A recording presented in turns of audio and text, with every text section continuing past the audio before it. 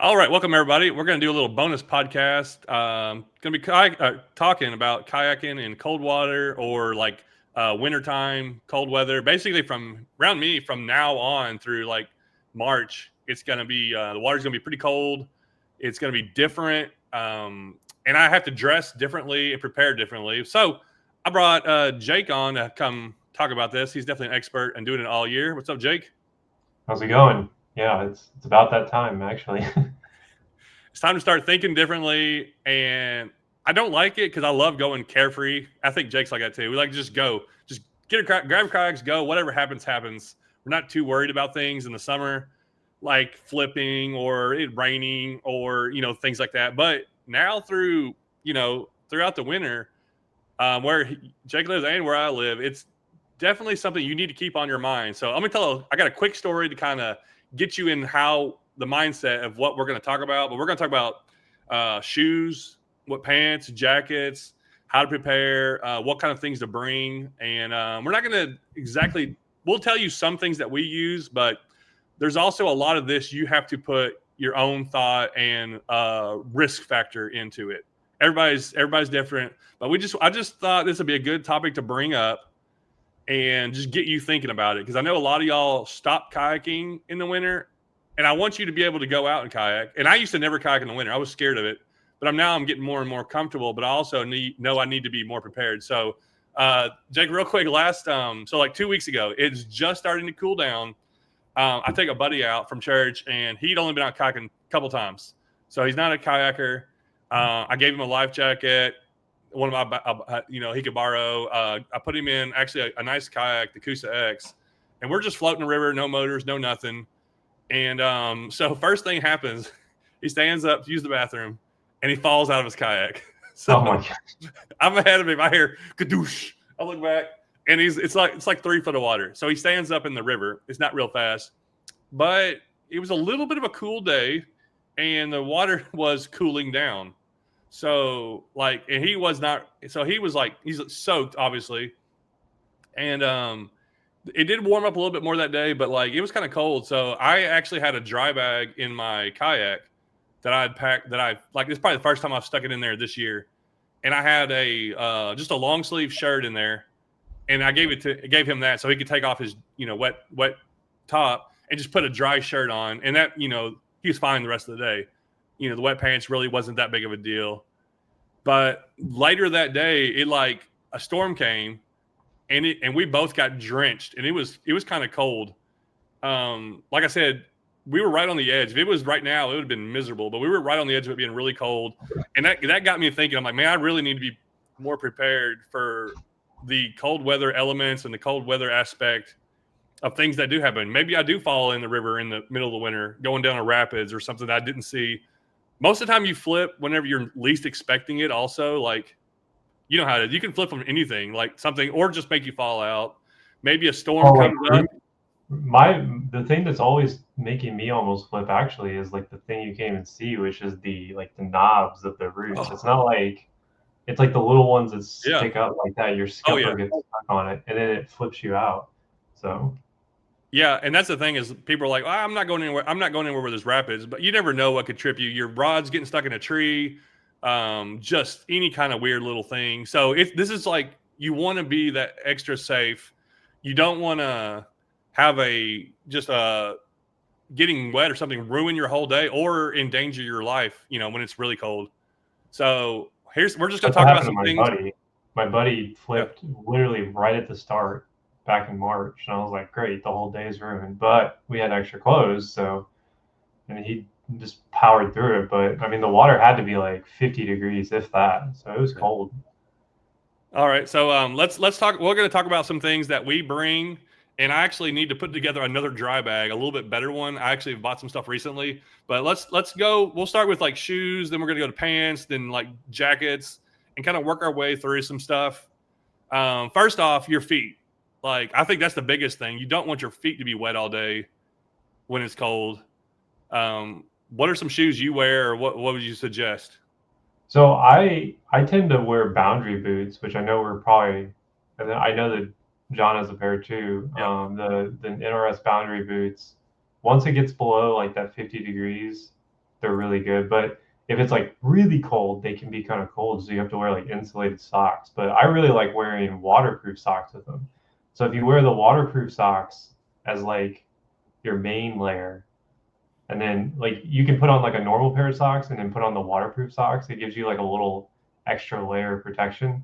So like even if you get some water in there, at least you have the waterproof socks to kind of help you a little bit.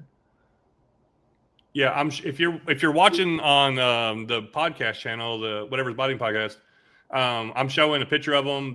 It says they're 18 inches tall. They're neoprene. They're not a like hiking boot. It's not something I would want to wear like walking a lot. I don't think Jake you'd wear them because No. they're kind of flat, but they are very comfortable, easy to wear in the wintertime. I have a pair and I love them when it's cold. Yeah, I've actually got two pairs. I got one size and then a size bigger in case I want to wear like thick, heavy type stuff because I don't think they're very warm. You can get really hot in them super easy. Like if it gets like 65 degrees, it can get a little toasty. But then if it gets below like a certain threshold, it's like they're not warm enough. So you got to have those insulated socks. But that, to be honest with you, I don't think a lot of people really will ever be out and that sort of thing. Anyways, I'm just crazy. Yeah, that's good for like if you want to walk in, if you need to step in the water to get in your kayak, these are perfect for it. Yeah, so the NRS boundary boots, and actually, I saw Greg Blanchard wear them. That was the first person I saw wear them, and I was like, you know what, I'm gonna try those. And they stay in my garage all year until this time of the year, and that's when I wear them. Don't ever wear them in the summer. I don't ever wear them like if it's warm because they do get kind of hot on you, but they're You can smell them when they get hot, like that rubbery smell. I'm like, oh, too hot. You can smell them. It's too hot. Yeah, but it's a great one for like my feet will stay dry. I can step in the water if I need to. I take them on river floats where like even if you need to drag through a shoal, it's usually shallow enough where you can wear that. So that's a good way also to keep your feet dry because I still want to do river floats in the winter, but like once your feet get wet, that's like it really dampens your day. So this is like just a basic thing that you can use. That's one of the restrictions. Like you have to, in the winter, you have to really consider where you're going because like I did a float about a week ago when it was kind of like this weather where the water was in like the low 50s. And I knew that I couldn't drag in certain areas because it would go past my boundary boot. Whereas in the summer, it'd be a lot easier because like it doesn't matter, you can just get wet. But in the winter, like you're not able to do some of the things that you can do in the summer where you can just do whatever you want essentially. So I'm going to share another pair of boots that I like. Let's see if I can get them up here. And these they're also waterproof and water boots. Let's see here. There they are. The Columbia is PFG's Pro Sport boot, and these are probably better for like if you're standing all day. These are very comfortable boots. What kind of boots do you call that? That's like a deck boot, right? Buck boot or deck boot. Yeah, like it's I'll wear these in my old town a lot when I'm pedaling because you're going to get a little layer of water in your kayak, and these are perfect just to keep that off. And it's something they're not so high, so they don't get as hot. So it's just another kind of boot. These are they're called the Columbia PFG Pro Sport boot. I don't remember what they are. I'm trying to find the price. Buying options. They are, well, where's that? $120. Oh, those the ones before that were kind of expensive. Those NRS boots, it was showing they were $200. I think they're cheaper somewhere else, but it just depends. I know the price on them have gone up, but what's crazy they can be, and it's worth. The thing is, like, I wouldn't say it if it wasn't worth buying. To me, it's worth buying if you're going to go out and kayak several times in the winter. And they make a sock that matches it called the Boundary sock, which is waterproof, and they are really good, but they're also like $100. So. Oh, I didn't know that. That's neat. So I actually have some waterproof socks that I bought from Bass Pro, and I've wore them in my like regular wading shoes, like just regular water shoes, and actually I've wore them like trout fishing, because they're almost knee high and your feet stay totally dry. That's a good Yeah, way to do it too. that's what I was going to suggest too, is if someone doesn't have boots and you don't want to spend the money, you can actually get these waterproof socks. And if you wear socks underneath them with just the waterproof socks and then put on your normal Or just tennis wading shoes or shoes, you can something. get Yeah. away with it. But if it's super cold, then you're like, eh. So you gotta. It just really depends where you're at. Like you're in Tennessee and it's like now you could probably get away with it. But if it's like January here where I'm at, you wouldn't want to do it. All right. I'm going to click over here to some, I don't have very many pants. I'm really trying to figure this one out. Like what kind of pants I want to wear. For me, they cannot be cotton in the winter because if they get wet, like you're just gonna freeze. Like they'll freeze before they dry. That's the problem. I don't know. Let's see here. What are we on? Where'd they go? I was trying to pull up. So I just ordered these Kayaking. That's not the one on there. These Kayaking rain jacket, but it's like it says Kayaking Hydro Essential Waterproof Rain Suit.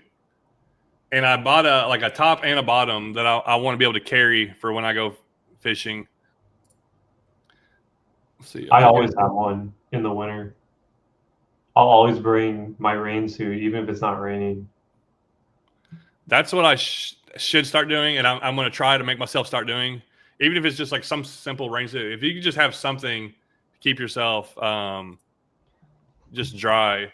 That's why I've always liked kayaks that have a hatch, right? Because there's kayaks like the RVR that don't have a hatch, and there's really nowhere to put that stuff. And I really like being able to put like in the shoaly and like the old towns and some of the big natives, you can put it in the hatch, whereas it makes it a lot easier just to tuck it in there and have it whenever you want because they don't weigh anything. They only weigh like a pound.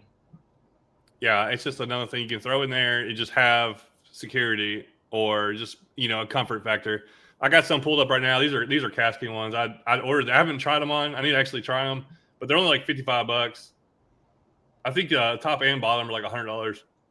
It's just something, and you can buy cheap ones. You can go get the like cheap stuff at Walmart. I actually used and I still do. I have a cheap Walmart, not Walmart. What's the Frog Tog? I have like a really cheap Frog Tog jacket that I've wore so many times. It's super thin, so it doesn't like insulate or anything, but like you can just throw it on over whatever. And like most of the time when I go out kayaking, if I know it's going to rain all day, like in a tournament, I actually will wear a waders.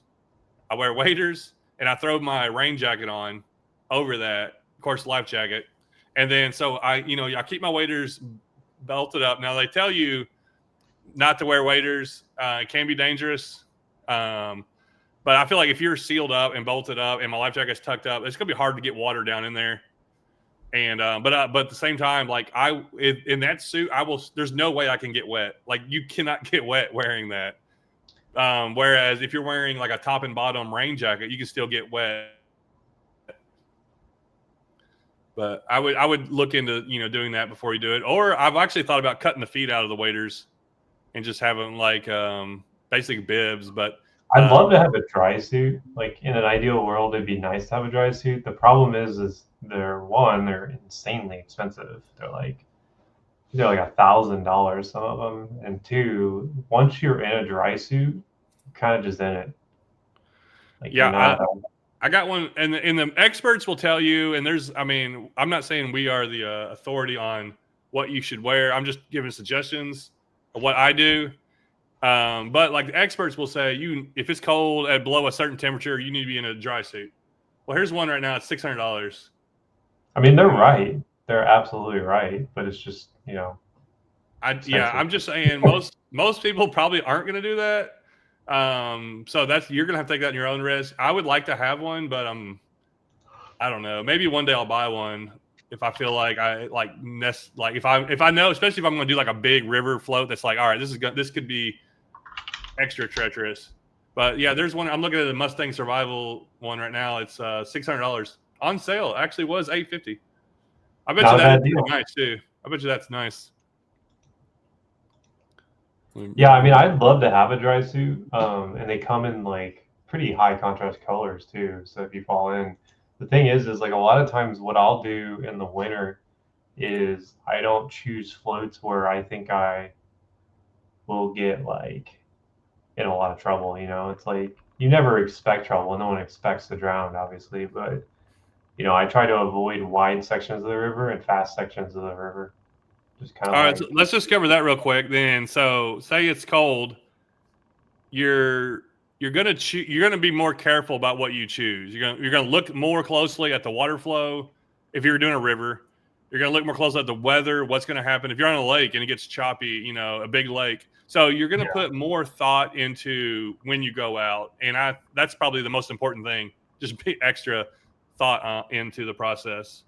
yeah, you need to get an app like this. Like this is a river app, so that shows the temps right now. So you can see we're down in the low 40s or that mid 40s. Like I think it's saying right now it's 45 degrees. If you fall into that, I mean, that's not good. Especially with the air temps being below 40. So I always like to check the flows, make sure the flows are solid because I've done in the winter, especially if you've gotten some snow and it's melting, you're gonna have a rise, right? And sometimes it's deceptive in the winter because the water's already up from it just being winter, because winter pool is usually a little bit higher on our rivers.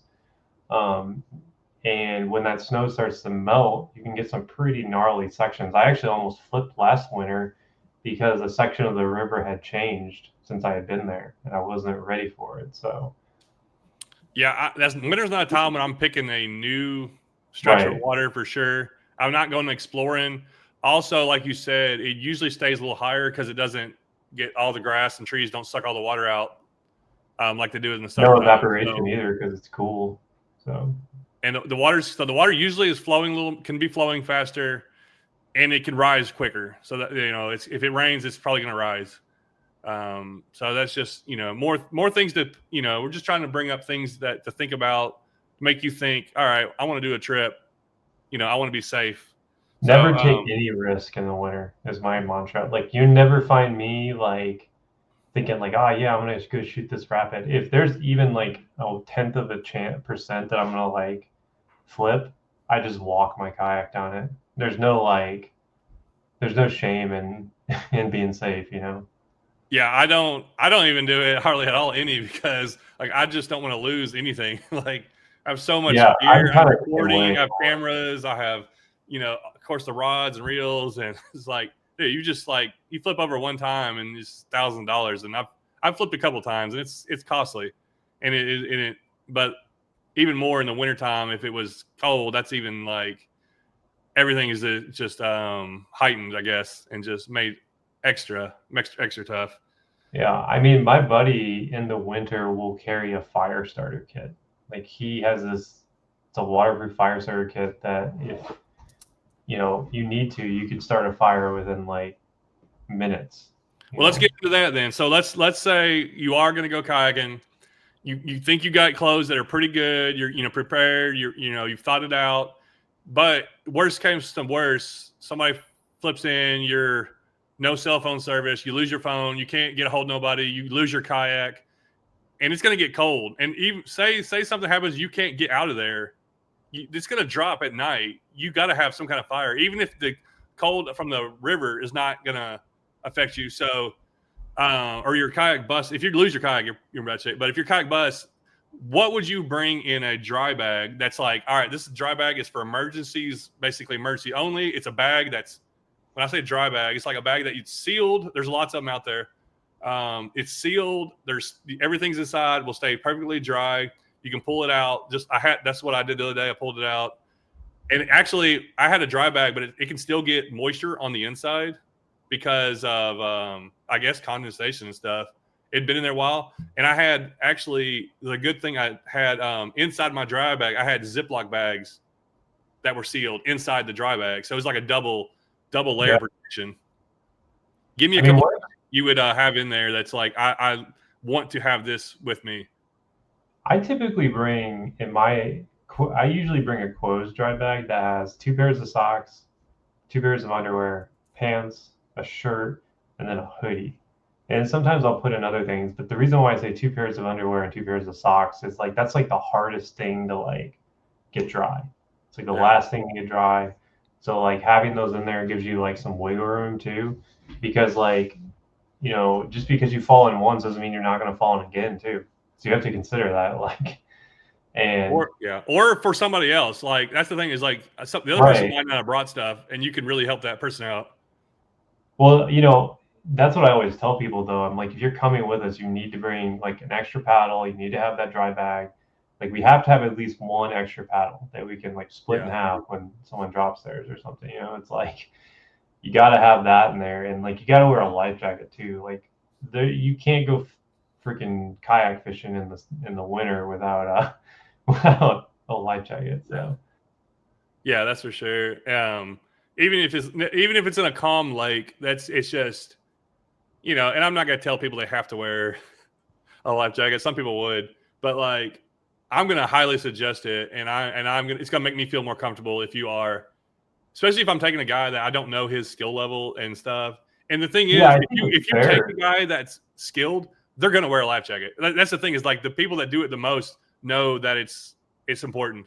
It's So it's a two-way street though. Like the reason like the other person isn't gonna like so I always tell people when like, oh, I don't want to wear one because I'm like, you should bring it. I'm like, well, I don't want to die trying to save you because I'm not gonna like sit there on the bank and watch someone drown, right? Like yeah, you're I know. obviously gonna make an attempt to Yeah. save them, but then you put that person at risk. So like by not wearing a life jacket, the other person has to go in there and get you. Now you're both wet, Yeah. right? And I get it that not everybody wants to be told what to do, but in the winter, if you're going to be out there, you got to have one on. I just think and I don't think you should wear the inflatable ones in the winter. I think you should wear the Yeah. ones that are normal with pockets, and just because like then there's no question it's going to be usable, but it also keeps you a little bit warmer, Yeah. and it dries faster, and like it's not inflated everywhere when you have to go back, right? Because you got to wear it the whole time back. Yeah, I have a couple inflatable ones that I wear in the summer when it's hot, but in the winter I always wear the other one because it doesn't matter. It just actually adds extra wind protection. And I have my phone in the pockets. I have all my stuff that I need right in those zipped up pockets that are going to stay zipped up, and I'm not losing anything. If I fall out of my Right. kayak, I got my keys, my phone, my wallet, all in my life jacket. I like to keep all that stuff with me. Everybody does it differently, but that's just something I like to have. Like I just want to have it on there. Worst case scenario, I can still get the keys to my truck or something. But let's talk a little bit more about the dry bag. So I was doing pretty much same thing, but like one of the things I went and bought, and I'm going to actually go order another one. It's just a set, like a thermal top and bottom set, and that stuff packs up so nice and tight. And you can just go buy there was a sale at Walmart. That's where I had mine, and I let my buddy borrow the top thermal. But like, make sure you get like you get a size that fits you, but I would go a little larger. I would go a little bit bigger than what fits you in case somebody else needs to wear it. So I got like an extra large top and bottom. And if I needed to like get out of all my clothes, I could put that on, and that would be a big lifesaver. That would be a big difference. So that maybe a pair of, you could, if you want to throw a pair of shorts or something like that. I didn't think about the hoodie though. A hoodie is a good idea. I may try to find like a thin hoodie. Because they're warm and like anyone can wear them usually, especially if like you just grab like the biggest one you have. I always bring a hoodie. Like if you just get like wet on top and you just want to throw that hoodie on, you don't need to like everything, but the hoodie would be really nice and comfortable just to have that. Or somebody, it rains real quick, you weren't ready for it. But we already talked about the rain jacket and stuff. So that's something I'm gonna start bringing in the winter is a rain suit. So rain suit, a dry bag, and also I just bought some fire starter stuff. I got these different little fire things. That's what I was going to get to. Whereas, like, if you had to and you were like stuck there all night, you definitely need a fire. And if you can, I know some people bring like a couple lighters and they zip those up in a bag, and then like some fire stuff and they zip those up in a bag. So all these little things zipped up, but it's like a knife and a flashlight in there too, for sure. I like having like a headlight. I try to bring a headlight every time too, because I've finished some river trips in the dark, not on purpose, but like by accident. And if you don't have any kind of light, you have no idea where you're going. It is the most terrifying thing because you don't know if there's a log there, there's a rapid coming up. Like you got to have some kind of light to Yeah, just to having get out done there. some winter float camping trips, it can be it can get cold like real fast. Like we did one last December, and it was soon as that sun starts to go down, like that temperature plummets. So it might be like, 50s and you might be feeling good during the day, but once that sun goes down, like it's a whole different story. And then, you're trying to rush to get back. That's when you make mistakes. Like I think that's a thing that would be good to talk about is just like plan out your day really well too, because you this is gonna pain John, but like you can't be getting on the water late to do a 10-mile float. If that's Oh what yeah, you're doing a 10-mile float, you need to be starting like in the morning and being off the water at like 4 you just got to because you don't account for have the very time. much The daylight. shorter days, there's like such a big difference. It's crazy, honestly. Like we're doing a float, I think, on Thursday, and I was just thinking like, okay, well, I need to be there basically sun up, or we're never going to be able to get to the end. So Yeah, for sure. It's just more thought, and you might have some people you suggest, but I know that like if you're like, all right, I need to dial this in. There's obviously other videos and stuff out there. Jeff Little makes some good ones. I think Chad Hoover yeah, has several that are like you go and watch a variety of these videos, and you're gonna put together a good like, all right, this is what I need for my dry bag. And they're gonna go kind of to the extreme, which is fine. You need to know. That's why we're kind of just covering the basics. Like we're not really trying to give you exact things that must haves but just kind of like, all right, get your mind in the right spot where you can go enjoy the day. If you go out with nothing, you're worried the whole time about everything. So if you can pack right, take the right things, plan the trip the right, you can still go out, enjoy the day, fish, have fun, and in the back of your mind you have a backup plan and a safety plan for when things some if of and the when be- things go wrong.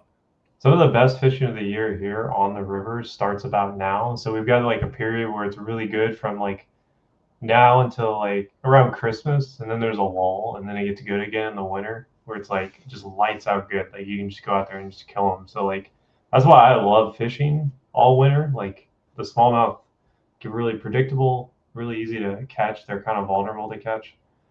My old PB was actually in February.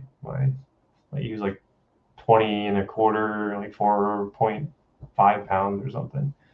So winter can be the best time to fish. Yeah, I've been experiencing with like early spring here recently around me, where we've been going out in February, and like and kind of, I mean, February you think is like dead of winter, but it's actually like things are starting to spring. Like the fish kind of know, especially if it's an early spring or something. So like I've been going out in February and targeting those fish, and they've been in like they're kind of in winter pools, but man, they've been eating aggressively, and we've had some crazy good days. But like we had to like I mainly go with Alex, but like I've gone with some other people, but like it'll be like one day that we can do it within a 2 week span, because it's like it'll like rain, finally clear up. I'm like, dude, if we don't go today, it's gonna rain again tomorrow. And that's the kind of thing that the planning. Of course, I can do that. I can pick what day I want to go, but it's harder for people that have to, if you can only do it on the weekends. But if you can find the right days and go out, it's worth going out. To me, it's just worth getting out and doing a float trip, because I love float trips. Like they're my favorite thing to do.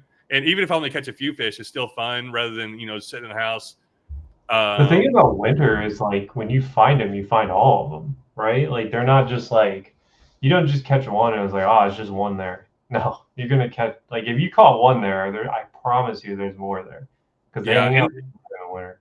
and the bigger ones are you catch bigger ones because the littler ones kind of like shut down way more. The bigger ones stay more active. They got to keep eating, and that's what I find. Like I'll go through the same place in the summer and catch a ton of little fish, little bass. You go through in the winter and you might get 3 bites, but they're 3 really good fish, 3 and 4 pounders most of the time. Yeah, So that's something that I'm trying to make myself do more and more, just because more I experience it, the more I realize the value of it, and like just getting those bites. It's I feel like you're kind of not expecting as much when it's colder, and then when you catch fish, it's always like, oh yeah, this is a good day. Or I go out in the yeah. summertime and catch a few, and I'm like, it's a boring day.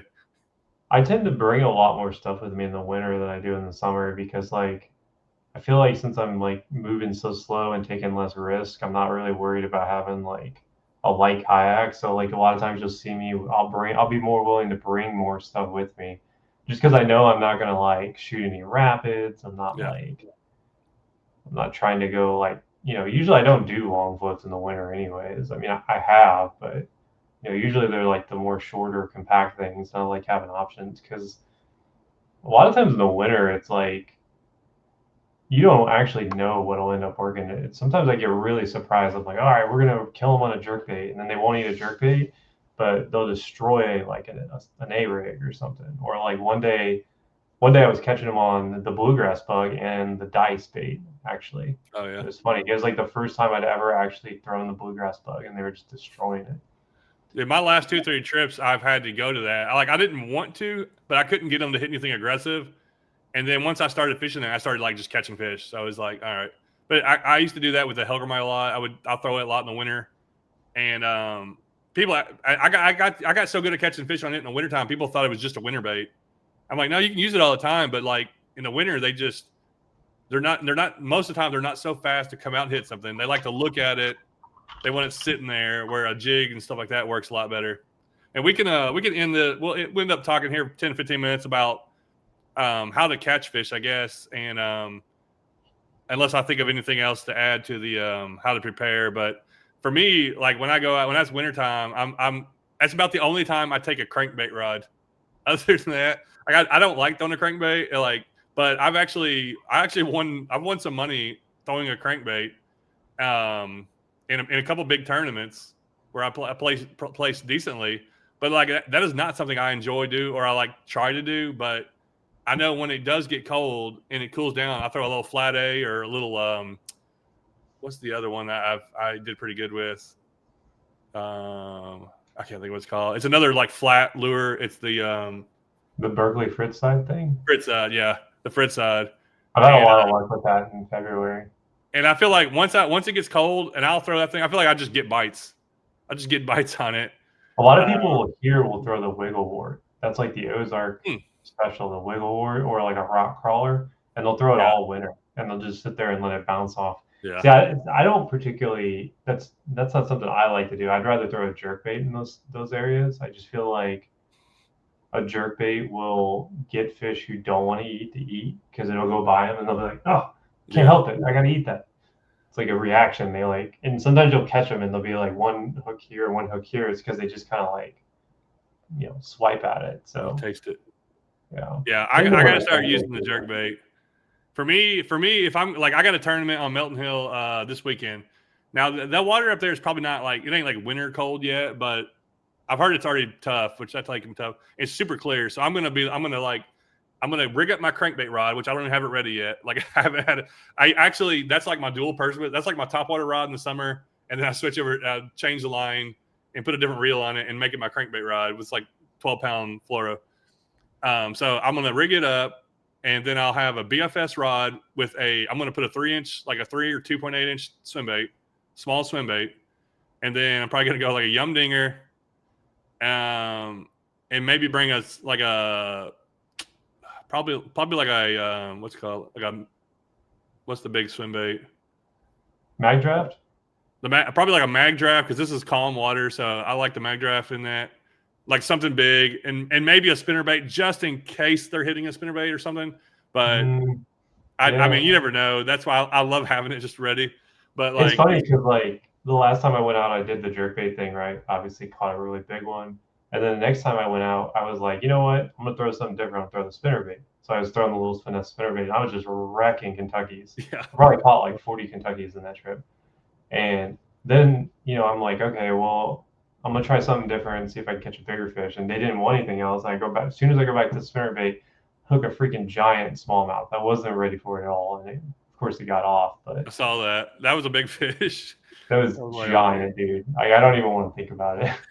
I should have just boat flipped him in. Like I was just like, I only had 12-pound line, and I was like, yeah, let's give him a sec here, and then he flopped off. How would you change up? Say you got a river tournament and then a lake tournament, both on like the same weather conditions. What would you take different on the river than on the lake? In the winter? Yeah. Is there? Oh Would man. you? Would you? How much difference would you? Would you take less or more? Yeah, Or actually, for the first time, I feel like winter on the river and lake are the most similar that they'll ever be, right? And the reason why I say that is because they tend to get in very similar areas Mhm. where they group up in like deeper waters around something. So like, you'll a lot of times like my four rods on a lake are going to be a jig rod, a finesse rod, a jerkbait rod, and then like something like a random whatever I feel like kind of wild card. And it's the same thing on the river. Like I'm gonna have a finesse rod, I'm gonna have a jig rod, then I'll have my jerkbait rod, and then like an A rig. Like an A rig works really well on our rivers, and it also will work really well in the lakes. The problem with the A rig is it just sucks to throw because it's such a it's a lot of work. It's heavy, easy to get snagged. I lost one last year that was like one of those tactical bassin ones, the yeah, hog farmer, and it was like $30, and I lost it. And I was so bad. So, I got to start throwing. I don't ever throw it because it's like for me, it's always hard to pack. I'm like I don't know how to keep it ready to go. well, it comes with like a little thing that you put it in Maybe I need to now. buy one like that. It's the Yum hog farmer. has one too, Yeah, and see, I gotta look at the Yum ones because I've thrown like, the three. There's one that you can do that's three yeah. because around here you can only have three hooks anyways. But then the five one you gotta like put their own little things Well, I on think in there. Missouri, so in Illinois, you can only have two hooks here. Oh, But when I go fishing, when I really go fishing, I never fish here. When I go over to Missouri, I think you can do five hooks on the river, which wow. is crazy. Could you imagine that? Like five smallmouth at once. Like I think it's possible. Yeah. Yeah, I've had some buddies like you can catch some big fish on them, and they do. But for me, it's another thing about it's like I don't know when to throw it. I don't know. I may start someday, but I also don't use any I mean, kind of I'm not grass a or big anything. A-rig guy. I'll be honest. Like I'm not. I'd rather throw a spinnerbait most of the time. But Yeah. So the other day on the lake, it was getting a little cooler, and I caught like a 19-inch spotted bass on the bluegrass bug. But I was throwing all kinds of lures, couldn't get them to hit nothing. And then finally, I like got a couple. I kept getting a couple reactions from the spinnerbait. I actually had like a big bass. I saw him come up and like swipe at it and then go back, and I never could get him to come back out. So I was like, "There's something to the spinnerbait that they're coming out for." So on the way back, it was like a miserable day, like windy and everything. I throw the spinnerbait, and I started just slowly reeling as slow as I could, pretty much. I ended up catching 4 fish on the way back. Nothing big, but it I was feel like a amazing. spinnerbait is just easy meal. It's like they look at it and they think like, oh, if I swipe at that, at least someone gets something, right? It's like at least I'll get something out of that bait ball. But the difference between just like reeling it normal to really slowing it down caught like it was like 4 or 5 more fish. So that's to me that's what the winter does. It's like you can be barely doing something wrong and not get those fish to bite, and just one little bitty change can make such a big difference.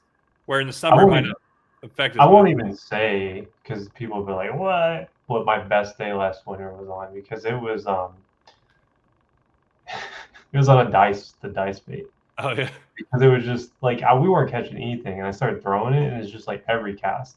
I think out of one hole, I caught 40 smallmouth, and I could have kept going. We were just running out of daylight, that's and we crazy. still had like 6 miles in front of us.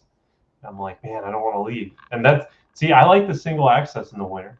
That's something a lot of people don't like to do. They always think like, oh, you got to do a float. So single accessing is great if it makes sense, right? So like you have to be able to get to where you want to go without doing like a giant drag.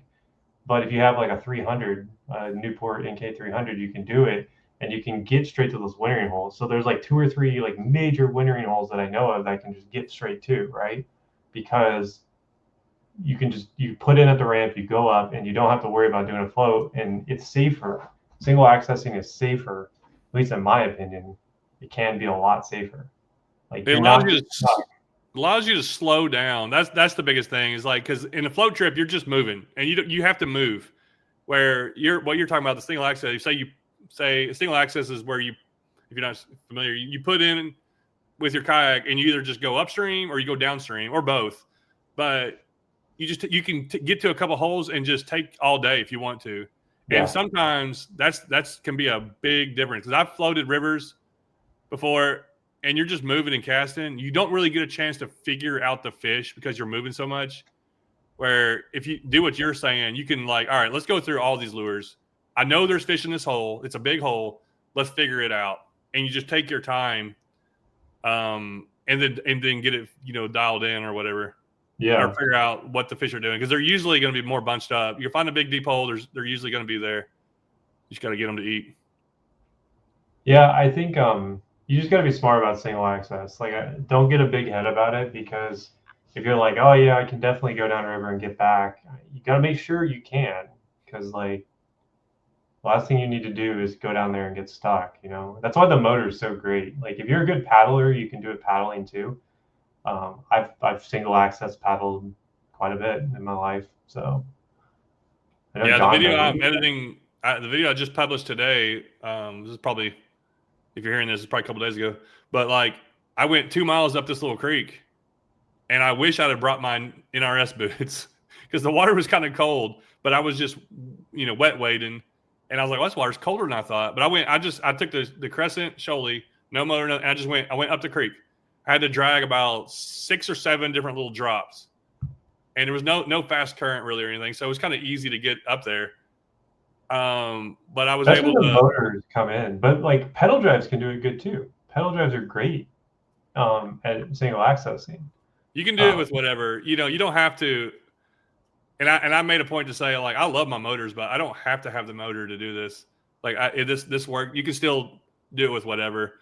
And even if you only get to a little bit, you can kind of fish those places a little better. So I'm a yeah. big fan of it in the winter. If you were asking me, I mean, obviously it worked for me last week. I caught a 21-inch smallmouth doing it in the winter. It was in the winter, like he was in his wintering hole.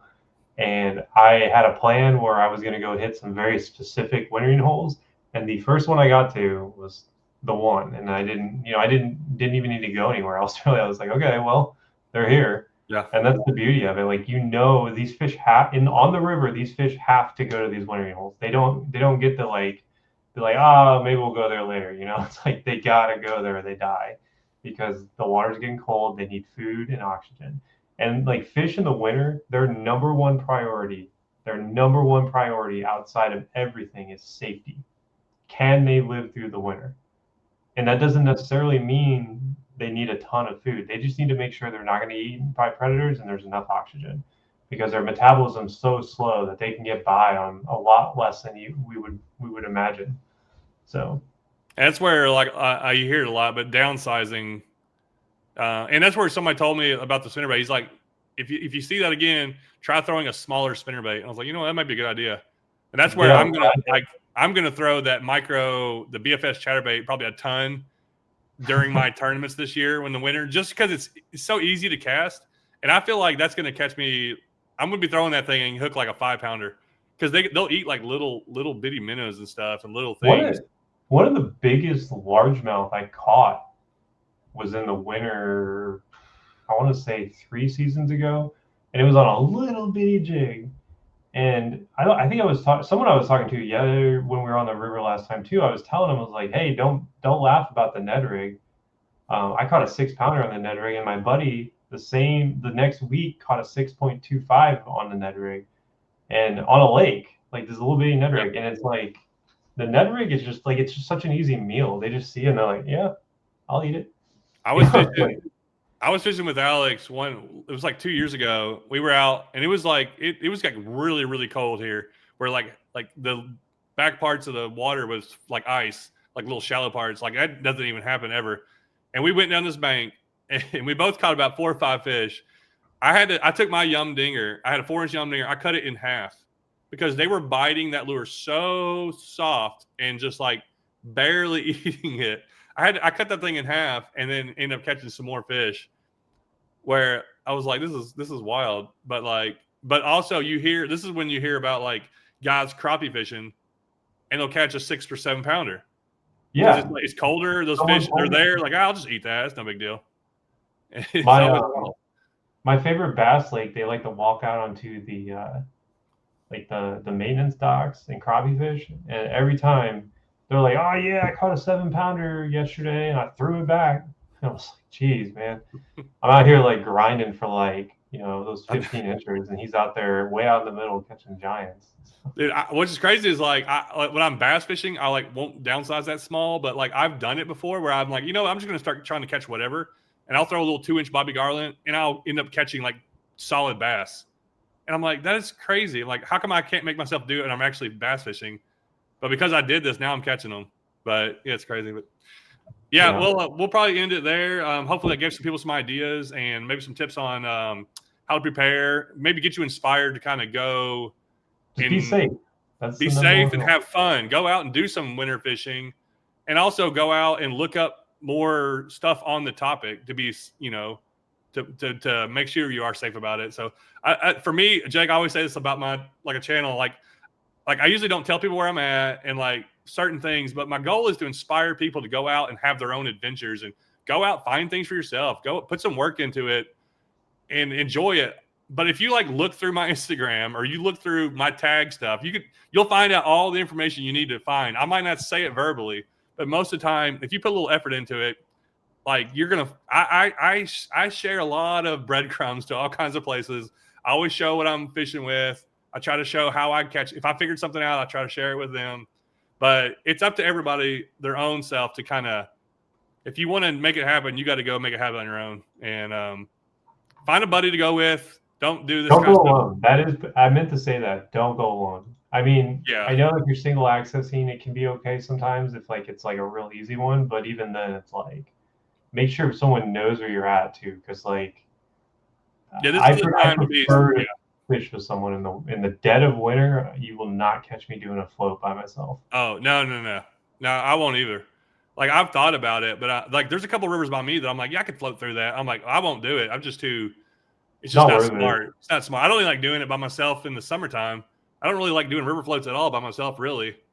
But single access. Yeah, I usually don't like floats. That's why I like single access. It's just the single access is safer because if something goes wrong, you can float back to your truck or just go upstream or something. Literally just float anywhere. Yep. So. Yeah. Well, that's it. That's gonna wrap it up. Hope you enjoyed this little bonus episode. If you got any ideas of some other like bonus episodes that we like, maybe one specific topic, I want to try to do those throughout the winter. This one was about like kayaking in the cold. But if you're watching this on the Whatever's Biting podcast, I appreciate you subscribe. Also, go check out Creek Fishing Adventures channel. Subscribe. That's my channel. And then Jake's channel is Il Yakin. And he will be putting out videos all winter because he doesn't stop kayaking. He's also going to be getting some new kayaks. I don't know. You might want to go check him out, see what he gets into. I'm actually fishing out of a new one now, so it's an interesting journey. You just changed up a kayak where you would have never done it before if like things hadn't happened probably. So that's what's cool is like sometimes things happen and it pushes you to try new things. Us ourselves, we do this all the time, but sometimes things need to happen for us to get out there and try new things ourselves. So anyway, appreciate everybody watching and supporting.